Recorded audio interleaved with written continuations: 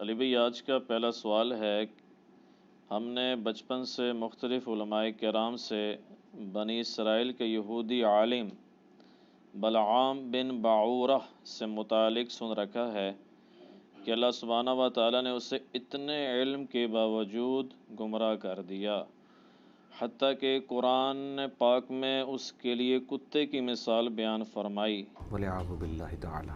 Please یہ بتائیں کہ اس عالم دین کی گمراہی کی اصل وجہ کیا تھی تاکہ ہم بھی اس سے بچ سکیں۔ دیکھیں جی، یہ جو یہودی عالم تھا بنی اسرائیل کا یا بنی اسرائیل کے زمانے میں، اس کا نام ہماری جو مختلف قرآن کی تفاسیر ہیں ان میں بلعام بن باعورہ، را کے آگے الف اور پھر چھوٹا حمزہ ہے، یہ بھی ملتا ہے، اور بلعم بن باعورہ بھی ملتا ہے، یہ دونوں الفاظ ملتے ہیں۔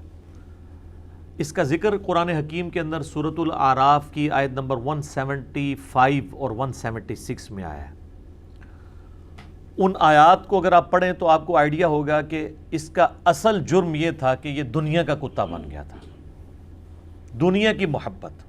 دیکھیں قرآن حکیم میں کئی جگہ پہ یہ آیت ریپیٹ ہوئی ہے، اعوذ باللہ من الشیطان الرجیم، وَمَن یُوقَ شُحَّ نَفْسِهِ، جو نفس کے لالچ سے بچا لیا گیا، فَأُولَئِكَ هُمُ الْمُفْلِحُونَ، تو ایسے لوگ فلاح پا گئے جو نفس کی لالچ سے بچا لیے گئے۔ تو علماء سوء کا سب سے بڑا جرم ہی یہ ہوتا ہے کہ وہ دنیا کے کتے بن جاتے ہیں۔ تو قرآن حکیم میں آپ دیکھیں، ایک طرف تو علماء کا اتنا درجہ بیان ہوا ہے، اللہ تعالیٰ فرماتا ہے انما یخشی اللہ من عبادہ العلماء، اللہ کی خشیت، اللہ کی معرفت جو ہے وہ اہل علم کو ہے، اتنی ان کی شان بیان ہوئی ہے۔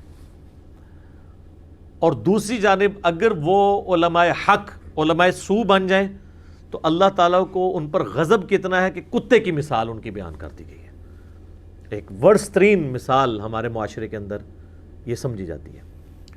ان آیات کے کانٹیکسٹ میں المستدرک للحاکم کے اندر صحیح سند کے ساتھ حدیث موجود ہے، امام حاکم نے بھی اسے صحیح کہا اور امام ذہبی نے بھی موافقت کی، کہ عبداللہ ابن مسعود رضی اللہ تعالیٰ عنہ کہتے ہیں کہ یہ جو شخص جس کی قرآن میں مثال بیان ہوئی یہ بلعم بن باعورہ تھا۔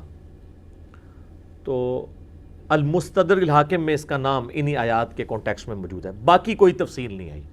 البتہ جو ہمارے مفسرین ہیں قرآن حکیم کی تفسیر لکھنے والے، ان میں سب سے پہلی تفسیر اہل سنت کے ہاں جو لکھی گئی باقاعدہ طور پہ اس کو ٹاپک بنا کے، وہ ابن جریر کی ہے، جسے تفسیر ابن جریر بھی کہا جاتا ہے، المتوفیٰ 310 ہجری، یعنی شروع کے 300 سال کے مسلمانوں میں سے، اور اسی کی تلخیص ان سے تقریباً 400 سال بعد لکھی تفسیر ابن کثیر، حافظ عماد الدین کثیر، المتوفیٰ 774 ہجری۔ انہوں نے اکثر چیزیں انہی سے نقل کی، لیکن ویلیو ایڈیشن کی بہت زیادہ، کئی ایک واقعات جو اس کے اندر عجیب و غریب قسم کے تھے وہ اسکروٹنی کر دی انہوں نے۔ اس کے باوجود تفسیر ابن کثیر میں ابھی بھی کئی عجیب و غریب قسم کے واقعات موجود ہیں۔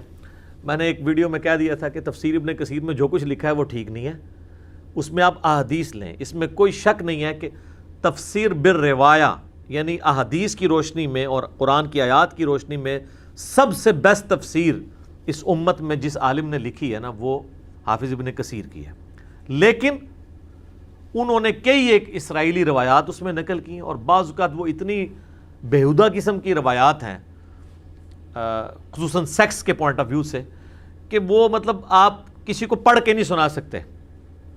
کوئی شخص کہے کہ اگر یہ ہاں ماشاءاللہ اس قابل ہیں کہ میں اپنی سسٹر کے سامنے یا اپنی والدہ کے سامنے بیٹھ کے یہ باتیں پڑھ سکتا ہوں، تو آپ پڑھ نہیں سکتے۔ تو اس سے میں کوئی حافظ ابن کثیر کی تنقیص نہیں کر رہا، ایون اس کے بعد ان کی اس تفسیر کے اوپر جن لوگوں نے تحکیم لگائی ہے، شیخ البانی ہوں یا شیخ زبیل زئی ہوں، انہوں نے باقاعدہ ان واقعات کے نیچے سیدھا فٹ نوٹ لکھا ہے کہ مردود اور بے اصل ہے۔ تو یہ مردود اور بے اصل حافظ ابن کثیر کے واقعات کو جو بنی اسرائیل کی اسرائیلی روایتوں سے انہوں نے لیے، تو وہ خود لکھ رہے ہیں، اور وہ اس لیے ہے کہ وہ عجیب و غریب قسم کے واقعات ہیں۔ اور اسی قسم کے جو بےہودگی پہ مبنی کچھ واقعات سورۃ الاعراف کی آیت نمبر 175 اور 176 کے کانٹیکسٹ میں بھی پڑھ کے دیکھ لیں. لوگ کہتے ہیں نہیں کدھر لکھا ہوا ہے، تو سر آپ قرآن کھول لیں، ابن کثیر موجود ہے، تو سورۃ الاعراف آیت نمبر 175 اور 176 کے کانٹیکسٹ میں جو اسرائیلی روایتیں ہیں وہ ماشاءاللہ جس قسم کی ہیں وہ آپ پڑھ کے دیکھ لیں تو آپ کو پتہ چل جائے گا. باقی ان کے پورے ورک کو ہم زیرو سے ملٹیپلائی نہیں کر رہے، یہ چیزیں جو نکالنی چاہیے تھی، لیکن ظاہر ہے کیا وہ فوت ہو چکے ہیں، ان کے مرنے کے بعد تو نکل نہیں سکتی. یہی ہو سکتا تھا کہ جو لوگ اس کی تحکیم کر رہے ہیں وہ نیچے فٹ نوٹ پہ لکھ دیں کہ بھئی اے کہانی ہے چھڑ دو، باقی چیزیں لے لو. جو ہم کئی علماء کے بارے میں کہتے ہیں کہ اس عالم کی یہ بات ٹھیک ہے، یہ کہانی ہے، یہ کہانی چھوڑ دیں، قرآن و حدیث لے لیں. تو یہ رول جو ہے یہ پرانے بزرگوں پہ بھی فٹ ہوتا ہے. یہ نہیں ہے کہ پرانے جو ہیں وہ کوئی معصوم تھے، وہ بھی اپنے زمانے کے انسان تھے، ان سے بھی غلطیاں ہوئی ہیں. تو پہلے ہم ان قرآن کی آیات کو کور کرتے ہیں اس کانٹیکسٹ میں جو سورۃ الاعراف کی آیت نمبر ہے 175 اور 176. اعوذ باللہ من الشیطان الرجیم، بسم اللہ الرحمن الرحیم. وَاتْلُ عَلَيْهِمْ نَبَأَ الَّذِي آتَيْنَاهُ آیَاتِنَا. اے نبی ان پر اس شخص کا حال پڑھ کر سنائیں جسے ہم نے اپنی آیات دی تھی. مستجاب الدعوات ہوگا، اللہ تعالیٰ کا کوئی منظور نظر تھا، یا آیات دی ہیں تو اس کا مطلب ہے موحد تھا، مسلم تھا، یہ ساری کوالٹیز تھی. یعنی کوئی نٹوریس پرسنالٹی نہیں تھا، دیندار آدمی تھا. فَانْسَلَخَ مِنْهَا، لیکن وہ خود ان چیزوں سے نکل گیا اپنے آپ کو چھڑا کر. اللہ نے اس کو اتنا کچھ دیا تھا لیکن اس نے پس پش ڈال دیا، اللہ کا پٹا اتار کے وہ بھاگ گیا. فَانْسَلَخَ مِنْهَا، یہ اپروپریٹ اس کی سمجھ لیں کہ ٹرانسلیشن یہ بنے گی. فَأَتْبَعَهُ الشَّيْطَانُ، تو شیطان پھر اس کے پیچھے لگ گیا. سورہ زخرف میں ہے نا جو رحمان کے ذکر سے روگردانی اختیار کرتا ہے تو اللہ تعالیٰ فرماتا ہے ہم اس کے اوپر قرین ایک جن مقرر کر دیتے ہیں شیطان جو اس کا ساتھی بن جاتا ہے. جب اللہ کا ذکر نکلا تو پھر شیاطین ہی حملہ کریں گے. فَكَانَ مِنَ الْغَاوِينَ، تو پھر وہ گمراہوں میں ہو گیا، شیطان کے ہتھے چڑھ گیا وہ. وَلَوْ شِئْنَا لَرَفَعْنَاهُ بِهَا، اگر ہم چاہتے تو جو کچھ ہم نے اسے علم اور جو اسے کوالٹیز دی تھی اس کی وجہ سے اس کے درجات بہت بلند کر دیے جاتے. وَلَكِنَّهُ، لیکن آپ کو پتا ہے نا کہ اللہ تعالیٰ زبردستی کسی کو ہدایت نہیں دیتا جب تک وہ خود طلبگار نہ ہو. وَالَّذِينَ جَاهَدُوا فِينَا لَنَهْدِيَنَّهُمْ سُبُلَنَا، جو لوگ ہماری راہ میں کوشش کریں گے انہی کے لیے ہم اپنی راہیں کھولیں گے. تو اللہ تعالیٰ فرماتا ہے ہم نے زبردستی تو کو نہیں کرنی تھی. اگر اللہ تعالیٰ زبردستی کرنا چاہتا اور وہ خواہش مند بھی ہوتا تو اس کے درجات بلند ہو جاتے. وَلَكِنَّهُ أَخْلَدَ إِلَى الْأَرْضِ، لیکن وہ خود ہی زمین کی پستی میں گر گیا. یہ عربی لنگوسٹک کے اندر جب یہ بات کی جائے نا کہ جا کے زمین لگ گیا، مراد یہ ہے کہ وہ دنیا کا کتا بن گیا. کیونکہ دنیا میں جتنی بھی نعمتیں وہ زمین سے نکل رہی ہیں. سونا کہاں سے نکل رہا ہے؟ تیل، خوراک، دنیا کی ہر نعمت زمین سے یا اگتی ہے یا معدنیات کی شکل میں نکلتی ہے. وَاتْبَعَ هَوَاهُ، اور وہ خواہش نفس کی جو پیروی گمراہی کے پیچھے لگ گیا. فَمَثَلُهُ كَمَثَلِ الْكَلْبِ، پس اب اس کی مثال کتے کی سی ہے. اِن تَحْمِلْ عَلَيْهِ يَلْهَثْ، اس پر کوئی بوجھ ڈالا جائے، کوئی اس کی ڈیوٹی لگائی جائے تب بھی وہ زبان ہانپتا ہے. اَوْ تَتْرُكْهُ يَلْهَثْ، یا اسے اس کے حال پہ چھوڑ دیا جائے تب بھی زبان ہانپتا ہے. ویسے کتا جو زبان ہانپتا ہے اس کی ٹیکنیکل اور سائنٹیفک ریزن ڈیفرنٹ ہے. وہ یعنی اپنی گرمی کو دور کرنے کے لیے بھی زبان ہانپتا ہے. اللہ تعالیٰ اس وقت اس کی سائنٹیفک ریزن کی طرف نہیں جا رہا، اس کی ایک مثال بیان کی جا رہی ہے. جیسے ہم کہتے ہیں کہ جی وہ چونا جو ہے وہ دودھ کی طرح سفید ہوتا ہے، تو اس میں صرف سفیدی کی ریزیمبلنس ہوتی ہے، باقی دودھ تو آپ پی سکتے ہیں، چونا پیئیں گے تو نیگیٹو اثرات ہی آئیں گے نا. تو یہ صرف ایک ریزیمبلنس دی جا رہی ہے کہ جس طرح ایک کتا ہے اس کو کام دیں تب بھی اس نے زبان ہانپنی ہے، نہ دیں تب بھی زبان ہانپنی ہے. یعنی اس کی رال جس طرح ٹپک رہی ہے نا، اس طرح یہ دنیا کا کتا بن جاتا ہے، دنیا کے لیے اس کی رال ٹپکتی رہتی ہے اس عالم دین کی. وَلِعَوْذُ بِاللَّهِ تعالی. اللہم لا تجعلنا منہم، اے اللہ ہمیں ان میں سے نہ کرنا، آمین. ذالک مثل القوم الذین کذبوا بآیاتنا، یہ مثال ہے ان لوگوں کی جو اللہ تعالیٰ کی آیات کو جھٹلا دیتے ہیں۔ لے جی، جو ہم اکثر کہتے ہیں نا قرآن میں آیات آئی ہیں نا کہ اللہ کی آیات کے دشمن ہیں، جھٹلا دیتے ہیں، ایمان نہیں لاتے، تو لوگ یہ سمجھتے ہیں اس سے مراد کافر ہے۔ یہ تو ایک مسلم کا ذکر ہو رہا ہے کہ اس نے اللہ کی آیات کو جھٹلا دیا، یعنی اللہ کو مانا، اللہ کی نہیں مانی، جو معذرت کے ساتھ اس وقت اکثریت مسلمانوں کا یہ حال ہے۔ فَقْصُصِ الْقَصَصَ لَعَلَّهُمْ يَتَفَكَّرُونَ، تو اے نبی علیہ السلام آپ اس کا واقعہ لوگوں سے بیان کریں تاکہ لوگ غور و تفکر کریں۔ سَاءَ مَثَلًا لِلْقَوْمُ الَّذِينَ كَذَّبُوا بِآيَاتِنَا، کتنی ہی بری مثال ہے ان لوگوں کی جو ہماری آیات کو جھٹلا دیتے ہیں۔ وَأَنفُسَهُمْ كَانُوا يَظْلِمُونَ، اور وہ خود ہی اپنی جانوں پہ ظلم کرنے والے ہیں، اللہ تعالیٰ ان پہ ظلم کرنے والا نہیں ہے۔ اچھا، اس کے ساتھ ایک اور آیت بڑی زبردست آئی ہے، مَن يَهْدِ اللَّهُ فَهُوَ الْمُهْتَدِي، جسے اللہ ہدایت دے تو وہی ہدایت پر ہوگا، وَمَن يُضْلِلْ فَأُولَٰئِكَ هُمُ الْخَاسِرُونَ، اور جس کو اللہ تعالیٰ گمراہ کر دے تو وہی ہیں اصل میں خسارہ پانے والے لوگ۔ اور اس سے اگلی آیت پتہ کیا ہے؟ وَلَقَدْ ذَرَأْنَا لِجَهَنَّمَ كَثِيرًا مِنَ الْجِنِّ وَالْإِنسِ، اور بے شک جنوں اور انسانوں کی اکثریت پیدا ہی دوزخ کے لیے ہوئی ہے۔ یہ اللہ نے اپنا اوپینین دیا ہے کہ میں نے نہیں ان کو دوزخ کی بنایا، یعنی الٹیمیٹلی دوزخ میں اکثریت دوزخ میں ہی جائے گی۔ کیوں؟ ساتھ وجہ بتا دی، لَهُمْ قُلُوبٌ لَا يَفْقَهُونَ بِهَا، ہم نے انہیں عقل دی تھی، دل دیا تھا، سوچتے نہیں۔ وَلَهُمْ أَعْيُنٌ لَا يُبْصِرُونَ بِهَا، آنکھیں دی تھیں، اس آنکھوں سے عبرت نہیں حاصل کرتے۔ وَلَهُمْ آذَانٌ لَا يَسْمَعُونَ بِهَا، ہم نے انہیں کان دیے تھے لیکن وہ سننے والا، عبرت والا سننا سنتے ہی نہیں ہیں۔ أُولَٰئِكَ كَالْأَنْعَامِ، یہ لوگ تو چوپایوں کی، ڈنگروں کی مانند، جسے ہم پنجابی کہتے ہیں ڈنگر، چوپایوں کی مانند ہیں۔ بل ہم اضل، بلکہ جانوروں سے بھی گئے گزرے ہیں۔ اولئک هم الغافلون، اور یہی ہیں لوگ جو اصل میں غافل ہیں۔ اب یہ علیحدہ سے اسی آیت کے کانٹیکسٹ میں میری ایک یوٹیوب کے اوپر کلپ بھی اپلوڈڈ ہے، زندگی بدل دینے والی گفتگو، آپ اس کا ٹائٹل لکھیں a life changing clip of engineer Muhammad Ali Mirza, اس میں نے یہی آیات کور کی تھی۔ بال یہ دیکھ لیں کس طرح یہ جوڑی ہوئی ہیں آیات۔ تو علماء سو کی اللہ نے جو عزت افزائی انورٹڈ کاماز میں قرآن میں کی ہے وہ آپ کے سامنے ہے، اور یہ علماء سو۔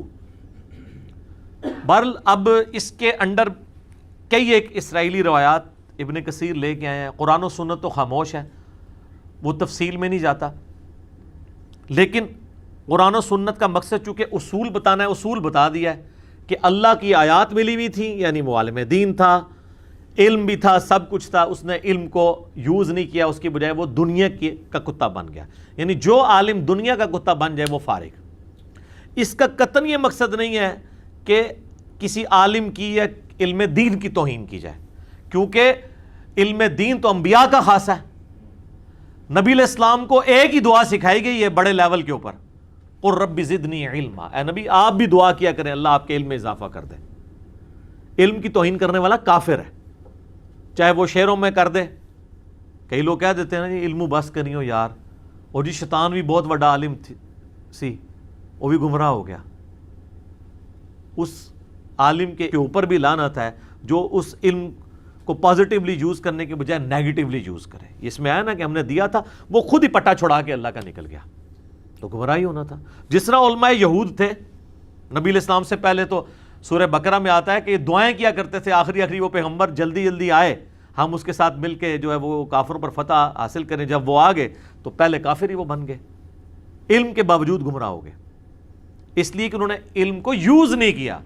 یہ نہیں ہے کہ علم کی وجہ سے ہوئے، اللہ تعالیٰ بار بار اس چیز کو کہتا ہے نا، وَمَخْتَلَفَ الَّذِينَ أُوتُوا الْكِتَابَ إِلَّا مِن بَعْدِ مَا جَاءَهُمُ الْعِلْمُ بَغْيًا بَيْنَهُمْ، اللہ کہتا ہے علم آیا ہے، اس کے باوجود ان کی ضد اتنی پکی ہے کہ یہ گمراہ ہو گئے۔ وہ ایک بریلوی مولانا نے کہہ دیا تھا نا کہ علم کی وجہ سے لوگ گمراہ ہو جاتے ہیں، تو اس کے جواب میں میں نے یاد پیش کی تھی، اللہ تعالیٰ تو اصل میں یہ میسج دے رہا ہے کہ علم کے بعد تو تمہیں گمراہ نہیں ہونا چاہیے تھا، تم علم کو یوز کرتے، نہ کہ یہ کہ علم کی وجہ سے بندہ گمراہ ہوتا ہے۔ ورنہ ہمارے ابا جی کو جو سجدہ کروایا گیا ہے ان کی خوبصورتی کی وجہ سے نہیں کروایا گیا، بلکہ علم کی وجہ سے، کیونکہ انہوں نے وہ نام بتا دیے تھے چیزوں کے جو فرشتوں کو نہیں آتے تھے۔ علم ہی انسان کی فضیلت ہے۔ خیر یہ الگ سے ٹاپک ہے۔ تو یہ بنی اسرائیل کی جو روایات ملتی ہیں نا، وہ عجیب قسم کی، وہ بیہودہ قسم کے واقعات بھی ہیں. اسی کانٹیکسٹ میں ابن کثیر نے بھی نقل کی ہیں، اللہ ان کو معاف کرے. ضرورت ہی کوئی نہیں تھی اتنا لمبا نقل کرنے کی. بل اس میں جو میں نے غور و تفکر کیا نا، جو مجھے بات کرین حق لگی ہے نا، حق کے قریب، تو وہ والی بات ہے کہ وہ جب حضرت موسیٰ علیہ السلام بنی اسرائیل کو لے کے نکلے ہیں، اور یہ جس قوم سے تعلق رکھتا تھا ان کو بنی اسرائیل سے خطرہ تھا، تو انہوں نے اس کو کہا کہ تم مستجاب الدعوات ہو، تو تم جو ہے نا حضرت موسیٰ علیہ السلام ان کی قوم کے لیے بد دعا کرو تاکہ یہ ہمارے اوپر سے ٹل جائے. تو اس نے کہا میں اللہ کے پیغمبر سے ٹکر کیسے لے سکتا ہوں، میں دعا اللہ سے کر رہا ہوں اور پیغمبر کے خلاف، تو میرا تو کچھ نہیں بچنا. تو انہوں نے اسے کئی لالچیں دی، دنیا کی لالچ دی یا عورت کی لالچ دی، جو بھی ہے وہ بہرحال وہ ورگلایا گیا، اور اس نے حضرت موسیٰ علیہ السلام کے لیے بد دعا کی. تو موسیٰ علیہ السلام کے لیے کسی کی جرأت ہے بد دعا کر دے؟ وہ زبان سے بد دعا نکالتا تھا تو وہ اس کی اپنی قوم کے لیے نکل جاتی تھی. اس کی زبان ہی اللہ نے ایسی کر دی کہ اپنی قوم پہ بد دعا پڑھ دی اس نے. ٹھیک ہے، تو وہ پیغمبر کے ساتھ کون ٹکر لے سکتا ہے؟ ٹھیک ہے، تو وہ اپنا آپ چھڑا کے پھر وہ ظاہر ہے کہ جب اس قسم کی اس نے حرکت کی تو اللہ تعالیٰ نے اسے ذلیل و خوار کر دیا. باقی کئی یہ کہانیاں اب لوگوں نے مشہور کی ہوئی ہیں. آپ نے یہ بھی سنا، وہ کہتے ہیں جی صحابہ کہف دا کتا جنت ہی جائے گا. ہم کہتے ہیں یار کتا تو جنت میں جا نہیں سکتا، جنت تو ہمارے ابا جی کی میراث ہے، سیدنا آدم علیہ السلام کی. وہ کہتے ہیں نہیں، اصحاب کہف کا جو کتا ہے نا، وہ اس کتے کو بلعم بن باورا یا بلعام بن باورا کی کھال پہنا کے نا انسانی شکل میں داخل کر دیا جائے گا. دیکھیں کس طرح، ہاں یہ آپ ہنس رہے ہیں، یہ باقاعدہ انہوں نے لکھا ہوا ہے، یہ جمعے کے خطبوں میں بیان کرتے ہیں.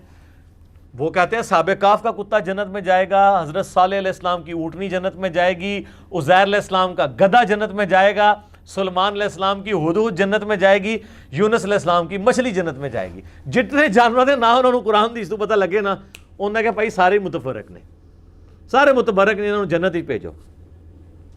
تو یہ اس اعتبار سے بھی یہ بلعم بن باورا بڑا مشہور ہے کہ وہ کہتے ہیں نہیں، وہ صحابہ کہف دا کتا جڑا ہے نا، اس کتے نو ادھی کھال پہنا کے انسانی شکل ہی داخل کیتا جائے گا، کیونکہ انہیں تو نہیں جانا تو وہ چلا جائے گا. ٹھیک ہے، یعنی ایک ایسے شخص کی کھال پہنا کے اسے داخل کیا جائے گا جس کو اللہ نے خود کتے کی مثال بیان کی ہے اور اسے کنڈیم کیا ہوا ہے. ٹھیک ہے، میرا خیال ہے اس طرح کیا ہے تو کتا ہی نہ جانے سے انکار کر دے کہ کسی مولوی دی کھال پاڑی جی اللہ معافی دے، مولوی سونو چھڑ دو بھائی جی، میں کتے ہی ٹھیک ہاں. ٹھیک ہے، اتنی اگر اس کتے نے بھی ہونی ہے، ظاہر عقل تو اس کو تھی اس اعتبار سے کہ وہ صحابہ کہف کے ساتھ رہے، قیامت تک کے لیے قرآن میں اس کا ذکر موجود ہے. باقی صحابہ کہف کے اوپر میرا کلپ ریکارڈڈ موجود ہے، آپ وہ دیکھ سکتے ہیں. تو یہ جناب وہ ساری اس اعتبار سے ایک گفتگو تھی.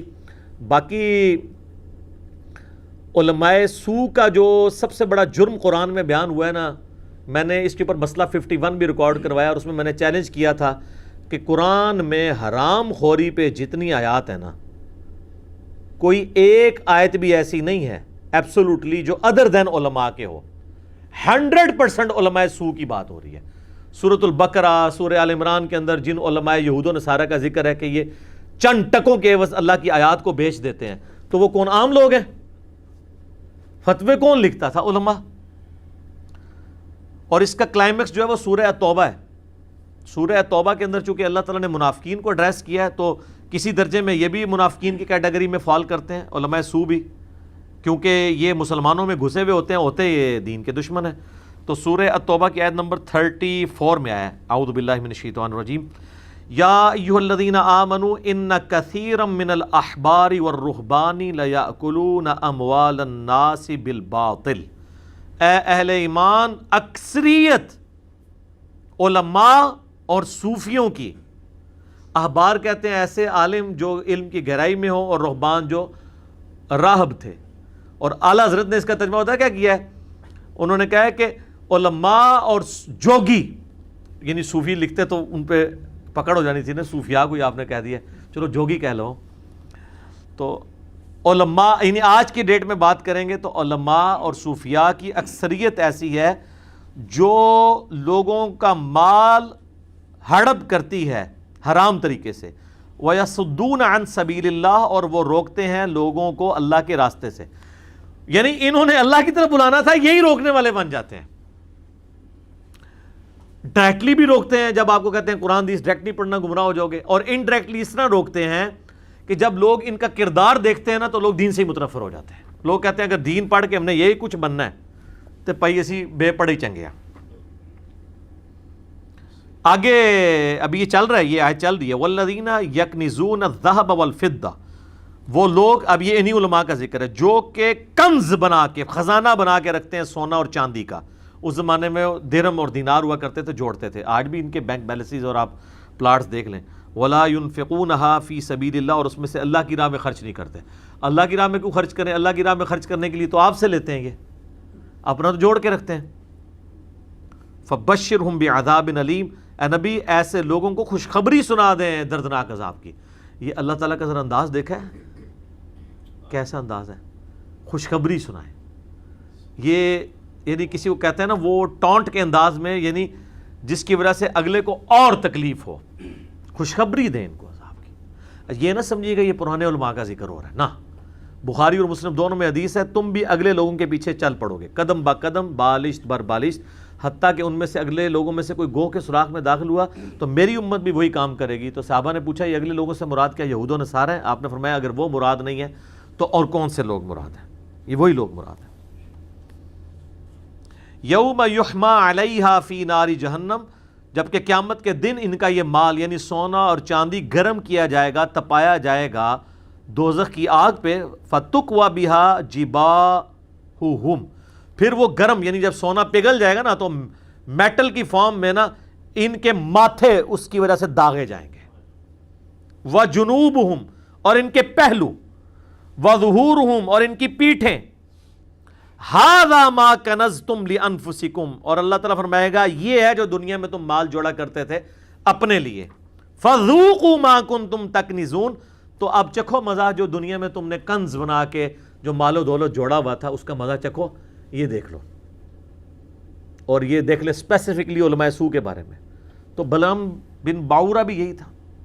پھر وہ آیت یاد کریں وَمَن یُوقَ شُحَّ نَفْسِهِ فَأُولَٰئِکَ هُمُ الْمُفْلِحُونَ، جو نفس کی لالچ سے بچا لیا گیا وہ ہے اصل میں کامیاب ہو جانے والے لوگ. اصل چیز تو دنیا کی محبت ہے. جامعہ ترمذی میں حدیث ہے ہر امت کا کوئی نہ کوئی فتنہ ہے، اور میری امت کا فتنہ مال ہے. تو نبی علیہ السلام نے مال کا تو فتنہ اسپیسیفکلی اس امت کے لیے بتا دیا. بخاری اور مسلم دونوں میں حدیث ہے انسان کہتا ہے میرا مال میرا مال میرا مال. پھر حضور نے وہ قرآن کی آیت تلاوت کی الہاکم التکاثر حتی زرتم المقابر، اینڈ تک. پھر حضور نے کہا تیرا مال کون سا ہے؟ اے انسان تیرا مال تو وہ ہے جو تو نے کھا لیا یا پہن کر بوسیدہ کر دیا یا اللہ کی راہ میں خرچ کر کے قیامت کے دن کے لیے اپنے لیے محفوظ کر لیا.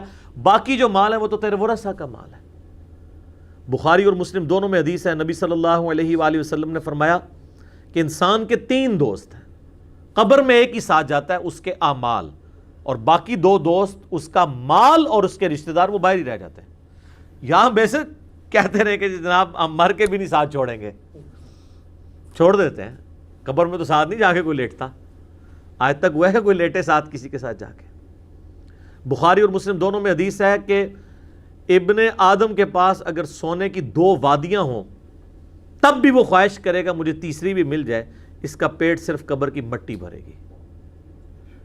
اسی لیے تو دیکھیں نا بخاری مسلم دونوں میں حدیث ہے نبی علیہ السلام دعا کرتے تھے اے اللہ محمد اور آل محمد صلی اللہ علیہ وآلہ وسلم کو بس اتنا ہی رزق دینا کہ ان کی روح اور جسم کا رشتہ یعنی بس سبسسٹنس لیول پہ چلتا رہے.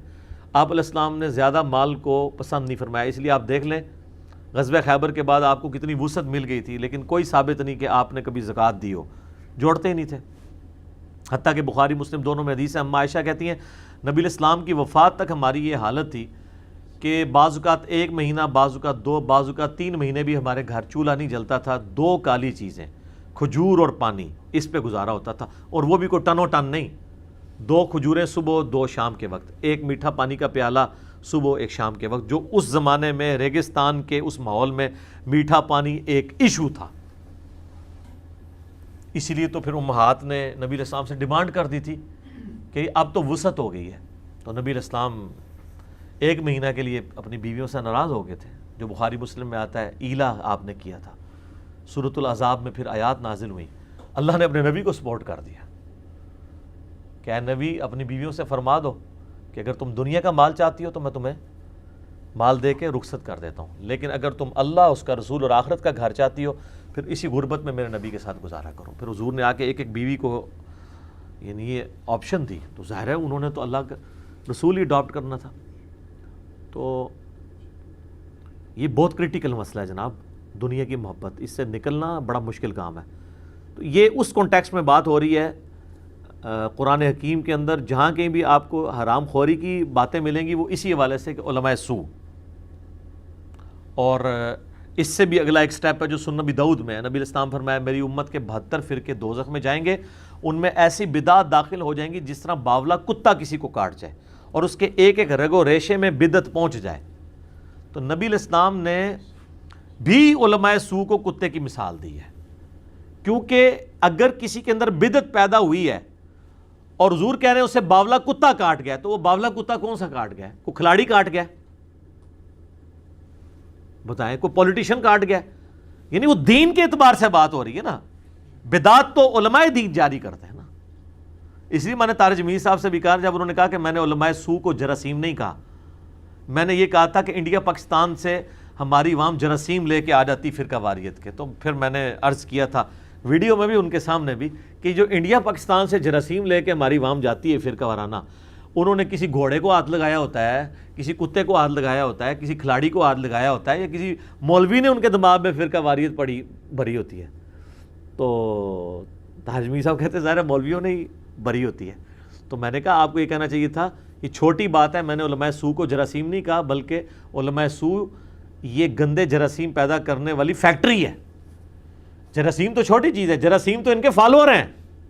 یہ تو وہ ہے جو یہ وائرسز کریٹ کر رہی ہے فرقہ وارانہ، کہ انہوں نے انگلینڈ میں بھی جا کے بریلوی دیوبندی کی بنیاد کے اوپر مسجدیں بنوا دی ہیں، چائنا کے اندر بنوا دی ہیں، امریکہ کے اندر بنوا دی ہیں. آپ دیکھ لیں قبضے کیے ہوئے مسجدوں کے اوپر، وہ ان کی کمائی کے اڈے بنے ہوئے. تو اللہ نے بھی کتے کی مثال بیان کیا، نبی علیہ السلام نے بھی کتے کی مثال بیان کیا. اچھا، یہ کتا اور گدھا یہ دو ایسے جانور ہیں جو اللہ نے بھی اور نبی علیہ السلام نے بھی یہ مثالیں علماء سو کے لیے بیان کی ہیں. گدھے کی مثال سورہ الجمعہ میں آئی. اللہ تعالیٰ فرماتا ہے علماء یہود کی مثال اس گدھے کی سی ہے کہ جس کے اوپر کتابیں لاد دی جائیں اور وہ اس سے استفادہ نہیں کر رہا. کتنی بری مثال ہے ان لوگوں کے لیے. گدھے کے اوپر اگر آپ کتابیں لاد دیں، وہ کتابوں کو پڑھ کے اس سے کچھ حاصل کر سکتا ہے؟ تو اللہ نے کہا ایسے علماء سو جن کے شوکیسوں میں کتابیں رکھی ہوئی ہیں لوگوں پہ روب ڈالنے کے لیے، یا ایون ٹیبل پہ بھی سجی ہوئی ہیں، اور وہ اسے پڑھتے نہیں اس میں کیا لکھا ہوا ہے، تو وہ گدھے کی مثال ہے. اچھا، جو بیچارہ کہتا ہے قرآن میں ہی لکھا ہے، بخاری میں لکھا ہے، مسلم میں لکھا ہے، یہ کہتے ہیں جی وہ جی دیکھیں جی وہ کتابوں کی تو اللہ نے گدھے کی مثال دی ہے. بھائی یہ آپ کی دی ہے کہ جو ان کتابوں سے استفادہ نہیں کرتے. قرآن میں کتابوں سے استفادہ کرنے والے کو تو گدھے کی مثال نہیں دی ہے. وہ تو ہمیں حکم ہوا ہے کہ نبی امی کی پیروی کرنی ہے، ان پہ جو کتاب نازل ہوئی اس کی پیروی کرنی ہے. اہل ایمان کی نشانی ہے کہ وہ انبیاء اور کتابوں کے پیچھے چلنے والے ہیں. اور اس کے اوپر تو میں نے الحمدللہ اپنی زندگی کی وہ ویڈیو ریکارڈ کرائی ہے کہ جو میں فخر کے ساتھ اللہ کی بارگاہ میں قیامت الدین پیش کر سکتا ہوں. یہ میری زندگی کا سرمایہ ہے. مجلس نمبر 100، کتابوں کا خدا اور ہے، بابوں کا خدا اور.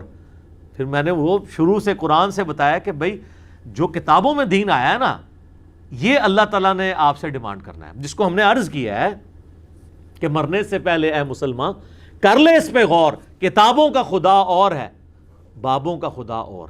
بابے اگرچہ اسی خدا کو مانتے ہیں لیکن ان کوالٹیز کے ساتھ نہیں جو نبیوں کی کتابوں میں ہے. کہنے کو تو دین سب کا اسلام ہے، لیکن صوفی بھی کہتے ہیں ہم اسلام کے فالوور ہیں، سلفی بھی کہتے ہیں ہم اسلام کے فالوور ہیں، سنی بھی کہتے ہیں ہم اسلام کے ماننے والے ہیں، شیعہ بھی کہتے ہیں. کہہ لیں کہنے کو تو دین سب کا اسلام ہے، لیکن کتابوں کا جہاں اور ہے، بابوں کا جہاں اور. تو وہ اسی چیز کو میں نے عرض کیا تھا. تو گدھے کی مثال ان علماء کی ہے جو استفادہ نہیں کرتے. اور بخاری و مسلم میں نبی علیہ السلام نے بھی گدھے کی مثال بیان کی. آپ فرمایا کہ میں نے اپنی امت کے وائزین کو دوزخ کے اندر گدھے کی فارم میں اپنی انتڑیوں کے گرد چکر کاٹتے ہوئے دیکھا ہے. جیسے وہ کولو کا گدھا ہوتا ہے نا, ہمارے ہاں تو بیل استعمال ہوتا ہے نا, وہ گندم کے سٹے الگ کرنے کے لیے بھی, پانی نکالنے کے لیے بھی. گدھے بھی کئی جگہ پہ یوز ہوتے ہیں. تو جس طرح وہ گدھا چکر کاٹتا رہتا ہے نا اس کنویں کا یا وہ سینٹرل پوائنٹ کا ایک سرکل کے اندر, اس طرح میں نے اپنے امت کے ان لوگوں کو جو وائزین تھے علماء سو اپنی انتڑیاں پیٹ کے گرد, اور پھر انہی حدیثوں میں بخاری مسلم موجود ہے کہ ان کا واز سن کے لوگ جنت میں پہنچ جائیں گے اور وہ دوزخ میں ہوں گے, اور وہ کہیں گے کہ حضرت صاحب تسی کیوں؟ تو وہ کہیں گے کہ ہم جو تمہیں کہا کرتے تھے نا خود نہیں عمل کیا کرتے تھے. جیسے ہمارے پولیٹیشنز بھی کہتے ہیں کہ یہ میری جو ہے نا وہ سیاسی بیان ہے اور یہ میرا جوڈیشری کا بیان ہے, اور وہ لوگ دنیا میں ذلت کاٹ رہے ہیں یہ باتیں کر کے. تو جو مذہبی پیشوا ہیں ان کی دنیا میں ذلت نہ بھی ہوئی, ویسے تو اب ہمارے ہاتھوں کافی زیادہ ہو چکی ہے, نہ بھی ہوئی آخرت میں تو ذلت باقی ہے. دنیا میں ہو بھی جائے تو کوئی فرق نہیں ہے اگر آخرت کی عزت مل جائے اس کے اگینسٹ. تو یہ گدھے کی مثال اللہ تبارک و تعالیٰ نے اور نبی علیہ السلام نے علماء سو کے لیے بیان کی. کتے کی مثال بھی ان دونوں کے لیے استعمال ہوئی. میں نے اس لیے بیان کر دیا تاکہ کسی کی کوئی تشنیع باقی نہ رہ جائے. گدھے کا ذکر ہو, کتے کا ذکر ہو تو فوراً علماء سو کا خیال آپ کے ذہن میں آنا چاہیے کہ قرآن و سنت میں ان کو یہ کہا گیا, جہاں پہ اتنے ان کے مراتب ہیں کہ اللہ تعالیٰ اپنی توحید کے اوپر انہیں گواہ کر رہا ہے. سورہ آل عمران آیت نمبر 18 میں اللہ تعالیٰ کہتا ہے کہ اللہ کے ایک ہونے پر گواہ ہے اللہ بھی, وَأُولُو الْعِلْمِ قَائِمًا بِالْقِسْطِ, اور اہل علم جو انصاف پر قائم ہے. ٹھیک ہے, جو علم کو یوز کریں. اگر ایک بندے نے ڈگری لے لی ہے اس کو یوز نہیں کر رہا تو کوئی فائدہ نہیں ہے, اور ایک بندے کے پاس ڈگری نہیں ہے لیکن جو اس کو علم پہنچتا ہے وہ اس کو یوز کر رہا ہے تو اس کو فائدہ دے دے گا. اللہ تبارک و تعالیٰ نے تو یہ نہیں دیکھنا کہ کس کے پاس ڈگری ہے یا نہیں ہے, وہ دیکھنا ہے کہ علم پر عمل کرنے والے کون ہیں. یہ اللہ تعالیٰ نے ہر چیز جو سورہ ذاریات میں آتا ہے نا جوڑوں کی شکل میں پیدا کی ہے. علم و عمل بھی جوڑا ہے, ایک پر سے پرندہ اڑ نہیں سکتا. علم بھی ہے, عمل بھی ہے. امر بالمعروف و نہی عن المنکر یہ بھی جوڑا ہے. دنیا اور آخرت یہ بھی جوڑا ہے. ہر چیز اللہ تعالیٰ نے جوڑوں کی شکل میں جو ہے وہ پیدا کیا. میں یہ بلعام بن بعورہ سے متعلق گفتگو کو کنکلوڈ کروں گا. سورۃ الاعلیٰ جو کلائمیکس ہے اس حوالے سے اللہ تعالیٰ نے پوری الہامی کتابوں کا نچوڑ بیان کر دیا ہے. قد افلح من تزکا, بے شک کامیاب ہو گیا جس نے اپنے نفس کا تزکیہ کر لیا. وذکر اسم ربہ فصلی, اور اپنے رب کا نام لے کر نماز پڑھی. بل تؤثرون الحیات الدنیا, لیکن تمہارا اصل مرض ہے کہ تم دنیا کی زندگی کو ترجیح دیتے ہو. اللہ ٹاپ پرائرٹی نہیں ہے, دنیا ٹاپ پرائرٹی ہے. بل تؤثرون الحیات الدنیا والآخرۃ خیر وابقی, جبکہ آخرت تو بہتر بھی ہے اور ہمیشہ رہنے والی بھی ہے. ان ھذا لفی الصحف الاولی, یہی ایک یونیورسل ٹروتھ, کانٹے کی بات, بنیادی بات ہے جو قرآن سے پہلے صحیفوں میں تھی. صحف ابراہیم و موسیٰ, چاہے وہ ابراہیم علیہ السلام کے صحیفے ہوں یا موسیٰ علیہ السلام کے صحیفے, ان میں ایک ہی کانٹے کی بات تھی جو اللہ تعالیٰ نے بیان کی تھی کہ جو آخرت کی زندگی ہے وہ ہمیشہ رہنے والی ہے اور بہتر ہے, اور دنیا کی زندگی عارضی ہے, یہ ختم بھی ہو جانے والی ہے.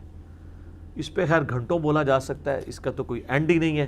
دنیا کی مذمت کے اوپر اگر بولا جائے, مسئلہ نمبر 51 میرا رزق حرام کی مذمت, دنیا پرستی کا انجام اور اس کا علاج, وہ دیکھ لیں. میں نے 17 احادیث اور قرآن حکیم سے 11 مقامات سے آیات پیش کی ہیں اس ٹاپک کے اوپر 1.5 گھنٹے میں, جو اسی سے ریلیٹڈ ہیں, لیکن میں اس کو سکپ کرتا ہوں. ٹھیک ہو گیا جی.